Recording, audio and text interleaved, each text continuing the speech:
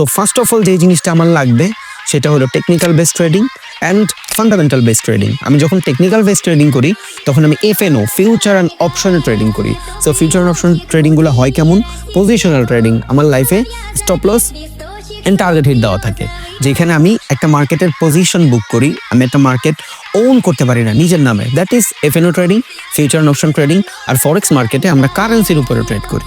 So যখন আমরা কোনো কারেন্সির উপরে ট্রেড করি, কোনো কারেন্সি কেউ ওন করতে পারে না। জো বাইডেন বলতে পারবে ইউএসডি আমার, নরেন্দ্র মোদী বলতে পারবে যে আইনার আমার, বা আমাদের যে প্রেসিডেন্ট আছে উনি বলতে পারবে বিডিটি আমার। না, কারেন্সি কেউ ওন করতে পারে না, কারেন্সি প্রিডিক্ট করতে পারে। দ্যাটস দ্য রিজন ফরেক্স মার্কেটকে আমরা গ্লোবাল মার্কেট বলি। সো গ্লোবাল মার্কেটের ফান্ডামেন্টাল ইম্পর্টেন্ট না, গ্লোবাল মার্কেটের টেকনিক্যাল ইম্পর্টেন্ট। সো টেকনিক্যাল অ্যানালাইসিসের জন্য one of the best source হইল ট্রেডিং ভিউ।